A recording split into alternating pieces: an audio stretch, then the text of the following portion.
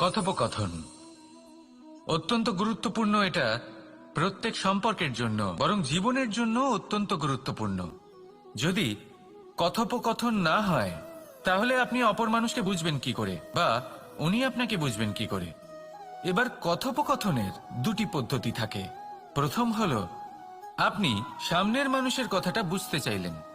দ্বিতীয় পদ্ধতি, আপনি নিজের কথা সামনের মানুষকে বোঝাতে চাইলেন। বেশিরভাগ সময় এটা হয় যে এই কথোপকথন ঝগড়াতে পরিণত হয়। কেন এমন হয়? কারণ না আমরা নিজের কথা সামনের মানুষকে বোঝাতে পারি, না সামনের মানুষ আমাদের বুঝতে পারেন। এটা কেন হয়? কারণ আমরা সামনের মানুষের কথাটা শুনি, কিন্তু সেটা বোঝার চেষ্টা করি না, তাকে উত্তর দিতে চাই। জীবনে সামনের মানুষের কথা শুনুন তাকে বোঝার জন্য, দেখবেন সব ভালো হয়ে যাবে।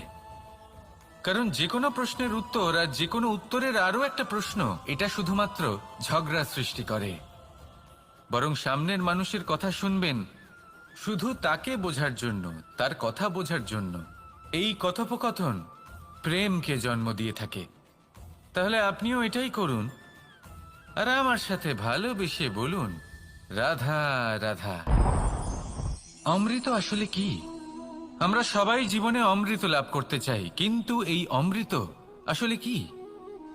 এ কি অমরত্ব লাভ করার কোনো মন্ত্র, নাকি সামনে এগোনোর কোনো পথ? নাকি অমৃত সেই রস যা অসুর আর দেবতারা সমুদ্র মন্থন করে লাভ করেছিলেন? নাকি সেই ওষুধ যা ঋষি মুনিরা ভ্রমণ করে খুঁজে বের করেছিলেন? অমৃত যদি কিছু হয় তাহলে তা হলো আশা। কখনো কোনো মাতাকে দেখুন, উনি নিজের সন্তানকে কত আগলে রাখেন, তার যত্ন নেন, তার পালন পোষণ করেন, এই আশা নিয়ে যে পরবর্তী জীবনে এই সন্তান খুব বড় কিছু করবে, ওনাদের খুব ভালোবাসবে। এবার আগামী দিনে কি হতে চলেছে তা আমরা জানি না, পর মুহূর্তে কি হতে চলেছে তা আমরা জানি না, আগামী মুহূর্তে আপনি জীবিত থাকবেন কিনা সেটাও আমরা জানি না। কিন্তু আমরা অনেক বছরের পরিকল্পনা বানিয়ে ফেলি। সেটা অবশ্য মন্দ নয়। দেখুন, জীবন যাপন করার এই আশা, এটাই ভবিষ্যতের আধার হতে পারে।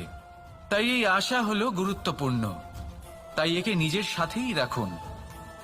কথায় আছে যে ব্যক্তি নিরাশ হয়ে পড়েন, যার মধ্যে কোনো আশা বাকি থাকে না, তিনি হয়তো বেঁচে আছেন কিন্তু একটা মৃত জীবন যাপন করছেন। তাই এই আশার সঙ্গ কখনো ত্যাগ করবেন না, একে চিরকাল নিজের সাথেই রাখুন। জীবন আনন্দময় হয়ে উঠবে, আর এই হৃদয় তা ভালোবেসে বলবে, রাধা রাধা। মানুষের সবথেকে বড় শক্তি কি? তার বাহুবল, অর্জন করা ধন, নাকি তার পেছনে দাঁড়িয়ে থাকা তার সমর্থক বা প্রশংসকদের দল, নাকি ঈশ্বরের আশীর্বাদ? সেটা কি? মানুষের সবথেকে বড় শক্তি হলো একটাই, আর তা সকলের মধ্যে আছে, আর তা হলো তার নিজের অস্তিত্ব, যা অন্য কারোর মধ্যে নেই। সংসারে অনেক লোক রয়েছেন, কিন্তু কেউ আপনার মতো নন। এটা হলো আপনার শক্তি, এ হলো আপনার নিজস্ব শক্তি। দুর্ভাগ্যবশত বেশিরভাগ মানুষ এটা বুঝতে পারেন না, নিজের শক্তিকে চিনতে পারেন না। কিন্তু যদি আপনি চিনতে পারেন, তাহলে আপনি নিজের অন্তরে অনুভব করবেন একটা অসীম শক্তির অস্তিত্ব। যে সাফল্যের পথে আপনি চলছেন, আপনি দেখবেন যে এই সাফল্যের দ্বার নিজে থেকেই খুলে গেছে। শুধু প্রয়োজন হলো নিজের এই শক্তিকে চিনে নেবার, নিজের এই বিশেষত্বকে বোঝার। কারণ এই যে আপনার বিশেষত্ব, এ কোনোদিনও আপনার থেকে দূরে চলে যাবে না, চিরকাল আপনার সাথে জড়িত থাকবে।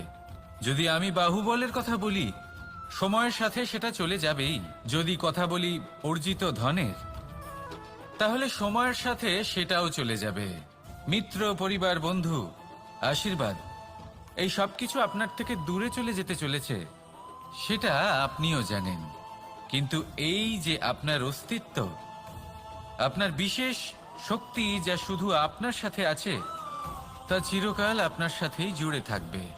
দরকার হলো শুধুমাত্র এটা চিনে নেওয়ার, নিজের উপর বিশ্বাস রাখার আর জীবনে এগিয়ে চলার। আপনি যদি এটা করেন তাহলে সবাই এটা দেখে আপনার থেকে শিক্ষা নেবেন। তাহলে এটাই করুন আর আমার সাথে ভালোবেসে বলুন, রাধা রাধা। জীবনে অনেক সময় আমরা সমস্যার জালে এমন ভাবে জড়িয়ে পড়ি যে আমরা বুঝতেই পারি না যে আমাদের কি করা উচিত, কার সাহায্য চাইবো, কার সাথে দেখা করব, বুঝতেই পারি না। অনেক সময় এমন হয় যে সমস্যা আমাদের থেকে শুরু হয় না, অন্য কারোর থেকে শুরু হয়। অনেক সময় এই সময় এমন খেলা খেলে যে আপনি সেই সমস্যায় ফেঁসে যান। কিন্তু সমস্যা যেখান থেকেই শুরু হোক না কেন, সেই সমস্যার সমাধান আপনাকে করতেই হবে। অনেক সময় মানুষ এমন বলেন, আমার অতীত এত বাজে, সেটা শুধরে কি হবে। এই ভুলটাই তারা করে বসেন। দেখুন, আগে যা হয়ে গেছে, যা শুধুই অতীত, যা সত্য তা কখনো বদলানো যাবে না। কিন্তু এটাও সত্যি যে এখন থেকে সামনের যে পথ, সেটাও আপনার হাতে রয়েছে। আপনি একে ভালোও বানাতে পারেন, খারাপও বানাতে পারেন। তাই আপনার এটা শুধরে নেওয়াই উচিত। কারণ মানুষ আসলে তার নিজের অতীতকে নয়, তার বর্তমানকে প্রভাবিত করতে পারে। এই বর্তমানই পরবর্তীকালে অতীত হবে, যা আপনি শুধরে নিতে পারেন। তাই আপনি সেই চেষ্টাই করুন, নিরন্তর চেষ্টা করুন। ধন্যাত্মক দৃষ্টিভঙ্গি নিয়ে নিজের বুদ্ধি প্রয়োগ করুন, সাহসের সদ্ব্যবহার করুন, যাতে আপনার আগামী সময় আপনি আরো ভালো করে তুলতে পারেন। আপনার সমাপ্তি আর সমাপ্তির পথে এই যাত্রা, তাকে আপনি সুখময় করে তুলতে পারেন।